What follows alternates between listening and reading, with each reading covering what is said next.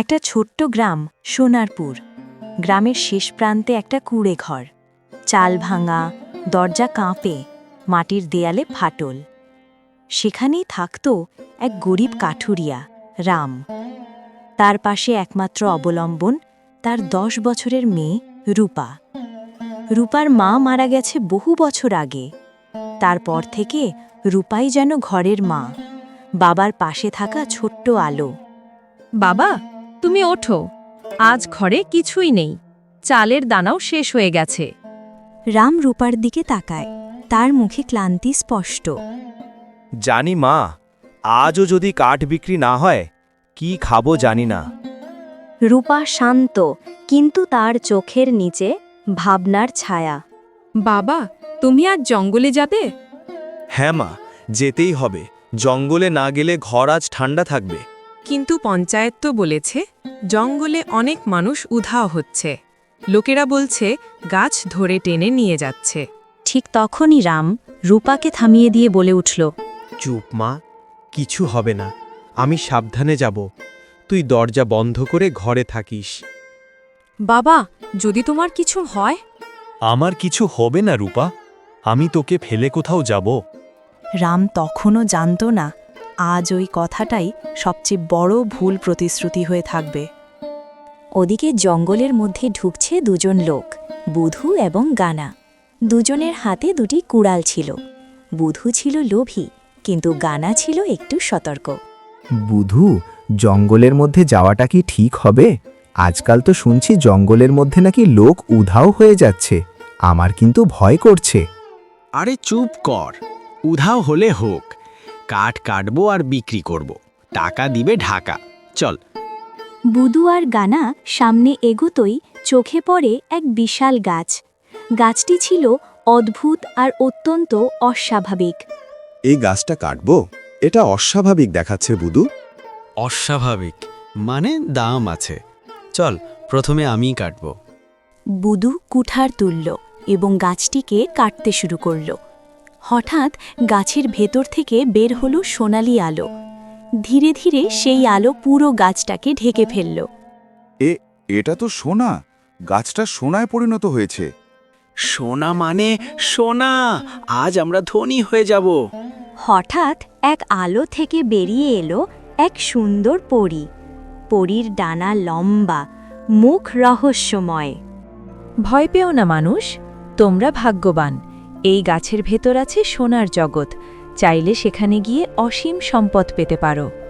আমরা যাবই। কিন্তু পরি, আমরা কিভাবে সেখানে যাব? সাহস থাকলে আসো। তারপর তাদের কি হয়েছিল মানুষ তো কি, পরীরাও বলতে পারে না। প্রতিদিনই শুধু সংখ্যা বাড়তে থাকে, এক এক করে উধাও হচ্ছে গ্রামের মানুষ। গ্রামের সবথেকে পুরনো একটি বটগাছের নিচে গ্রামের মোড়ল বসে আছে। তার আশেপাশে বহু লোক ভিড় জমিয়ে দাঁড়িয়ে আছে। সবাই শোনো, জঙ্গলে যাওয়া এখন থেকে বন্ধ। আজকে আরও দুজন উধাও। কে নিচ্ছে, কোথায় যাচ্ছে কেউ জানে না। জঙ্গলে পা দেবে মানে নিজের মরণ ডাকবে। মানুষের চোখে আতঙ্ক ছড়িয়ে যায়। রূপা দূর থেকে সব শুনছিল। তার বুক থকথক করতে থাকে, কারণ তার বাবা তো আজও জঙ্গলে গেছে। সন্ধ্যা হয়ে গেছে, কিন্তু রাম ফেরে না।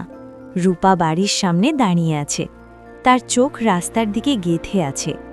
হঠাৎ একজন মহিলা রূপাকে ডাকল, রূপা মা, তোমার বাবা এখনো ফেরেনি?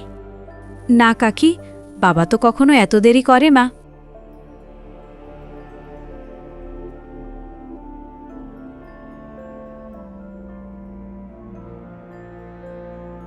বাবা, বাবা তুমি কোথায়? রূপার ছোট্ট বুকটা তখন ভয়ের সঙ্গে যুদ্ধ করছিল। সে জানত কিছু একটা হয়েছে। রাম আর ফিরবে না যদি না সে নিজে খুঁজতে যায়। রাত, চাঁদের আলো ঘরের বাইরের মাটিতে পড়ছে। রূপা চুপচাপ এখনো দাঁড়িয়ে আছে। সে সিদ্ধান্ত নিয়েছে, বাবা যখন আমার জন্য সব করে, আমি কেন তার জন্য কিছু করতে পারবো না? হঠাৎ বাইরে কাশির শব্দ। এক বুড়ি, ছোটখাটো, কাঁধে নীলচে শাল, চোখ দুটো অদ্ভুত উজ্জ্বল। রূপা মা, এখনো ঘুমাসনি কেন? আপনি কে? আমি পথের মানুষ, কিন্তু তোর মন যা ভাবছে সব শুনতে পাচ্ছি। রূপা বুঝে গেল এই বুড়ি সাধারণ মানুষ নয়, তার চোখে যেন বহু বছরের লুকানো গল্প জমে আছে। তুমি বাবাকে খুঁজতে যাবে, তাই তো? আপনি কিভাবে জানলেন? সেই জঙ্গলের রহস্য আমি জানি মা। যেখানে তোর বাবা গেছে, সেই অদ্ভুত গাছ আমি চিনি। আপনি কি আমাকে বাবাকে খুঁজে পেতে সাহায্য করবেন? যদি সাহস থাকে তাহলে অবশ্যই করব, কিন্তু মনে রেখো, যা দেখবে সব সত্যি নয়, আর যা সত্যি তা দেখতে পাবে না। আমি যাব, যে যাই হোক আমি যাব। বুড়িটি রূপার হাতে একটি লাল সুতো বেঁধে দিল। এই সুতো ছিঁড়ে গেলে তুই হারিয়ে যাবি, মনে রাখিস। আর যখন দরকার হবে আমার নাম ধরে ডাকবি, আমি হাজির হব। রূপা তখনও জানত না বুড়িটা আসলে কে, আর কেন সে জঙ্গলের রহস্য জানে। সত্যটা অনেক দূরে লুকিয়েছিল। পরদিন ভোর, রূপা তার কাছে সামান্য কিছু খাবার রাখল এবং নীল সুতোটি হাতে শক্ত করে বাঁধল। ও রাস্তা দিয়ে জঙ্গলের দিকে চলতে শুরু করল। রূপা এর আগে কোনোদিনও জঙ্গলে যায়নি। রূপা, একা কোথায় যাচ্ছিস? বাবাকে আনতে যাচ্ছি। না রূপা, যাস না, তুইও উধাও হয়ে যাবে। এই ছোট্ট মেয়ের চোখে আজ ভয় নয়, দৃঢ়তা কাজ করছিল। তার চোখে তাকালে বোঝা যাচ্ছিল তার বাবার প্রতি ভালোবাসা, যা সমস্ত কিছুকে তুচ্ছ করে দিতে পারে। গিয়ে যায় তার সামনে সেই অদ্ভুত মোটা বিশাল গাছ, যেটি থেকেই মানুষ উধাও হয়ে যায়। গাছের গায়ে সোনারি দাগ, পাতা ঝিকমিক করছে। রূপা এগোতেই চারপাশের বাতাস ঠান্ডা হয়ে যায়। এই গাছের সামনে দাঁড়ালে যে কোনো সাহসীরও হৃদয় কাঁপবে। আর রূপা, সে তো মাত্র 10 বছরের মেয়ে, কিন্তু তার চোখে ভয় নেই, কারণ ভালোবাসা ভয়ের থেকেও বড়। সে হাত বাড়িয়ে গাছের গায়ে ছুঁইতেই গাছের কাণ্ড আলো ছড়াতে শুরু করল। রূপা পিছিয়ে এলো। হঠাৎ তখন আলো থেকে বেরিয়ে আসলো সেই একই পরী। পরীটিকে দেখে রূপা অবাক হয়ে যায়। এবার ছোট্ট মেয়েও এসেছে? সে কি জঙ্গলের খোঁজে? আমি আমার বাবাকে নিতে এসেছি, তোমরা তাকে নিয়ে গেছ। তোমার বাবা? ওহো, গরিব কাঠুরিয়া মানুষ। গরিব বলে কি মানুষের জীবন মূল্যহীন? আমার বাবা কোথায়? তুই তাকে খুঁজে পেতে চাইছিস? তাহলে তোকে গাছের ভেতরে যেতে হবে। আমি যাব, আমাকে যে যেতেই হবে। পরী রূপাকে কিছু বলতে চাইল, কিন্তু হঠাৎই রূপার হাতের লাল সুতো দেখে পরী ভয় পেয়ে গেল, কারণ ওই সুতার ক্ষমতা রূপা জাত না। এটা কে তোকে এই সুতো দিল? এক বুড়ি, সে আমাকে বলেছে সুতো ছিঁড়লে আমি হারিয়ে যাব। তুই আজ ভেতরে যাবি, কিন্তু বেরোতে পারবি কিনা তা ঈশ্বরও জানে না। এই মুহূর্ত এই ছোট্ট মেয়েটার জীবনের সবচেয়ে সাহসী সিদ্ধান্ত। ভালোবাসা তাকে ঠেলে দিয়েছে, এবং কোনো পরী, কোনো দানব কেউ তাকে থামাতে পারবে না। রূপা যখন গাছের ভেতরে ঢুকল, তখন মনে হলো সে যেন এক বিশাল ঠান্ডা কূপে পড়ে গেছে।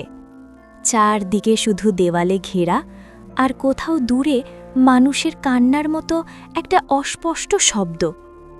রূপা হাঁটু কাঁপাতে কাঁপাতে এগিয়ে গেল। গাছের ভেতরটা ছিল গুহার মতো, রুক্ষ স্যাঁতস্যাঁতে দেওয়াল। একটু সোনার ঝিলিক নেই, নেই কোনো আলো। আমি বাবাকে খুঁজতে এসেছি, আমি ভয় পাব না। হঠাৎ রূপা শুনল একদম কাছেই কেউ ফিসফিস করছে, কেউ কাঁদছে। অপরিচিত পুরুষের কণ্ঠ। বাঁচাও, কেউ আছে?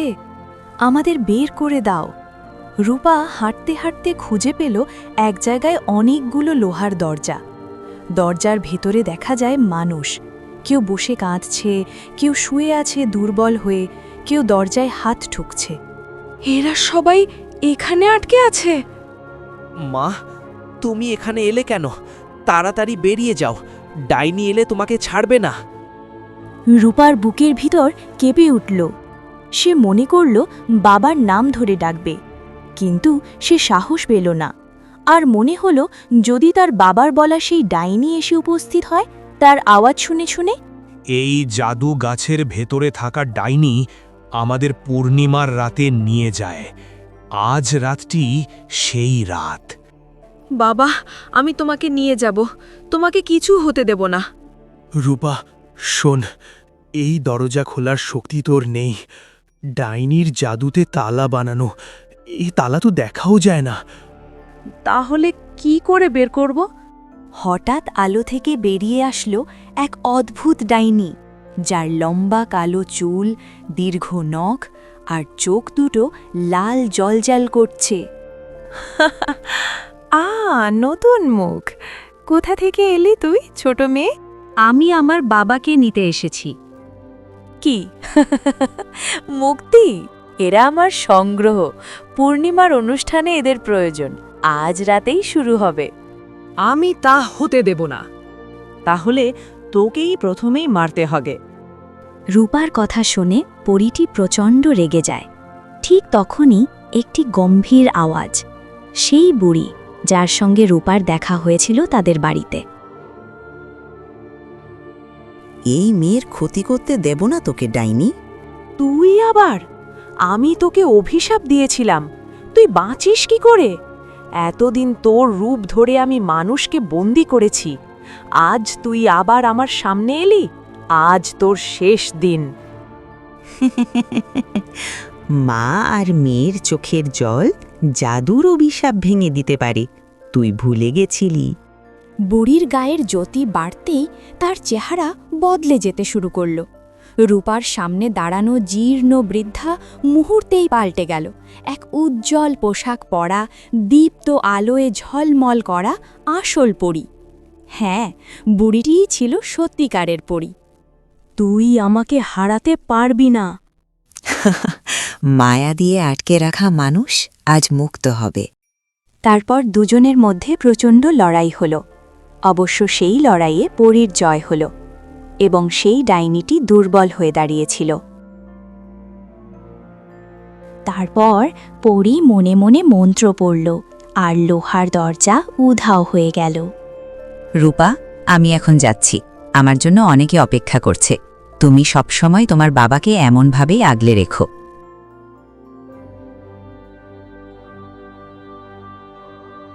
বাবা, তোমাকে পেয়ে গেছি, তোমাকে আর কখনো হারাতে দেব না। গাছের ভেতরের অভিশাপ ভেঙে গেল আর সেই অদ্ভুত গাছের মায়া নষ্ট হয়ে গেল।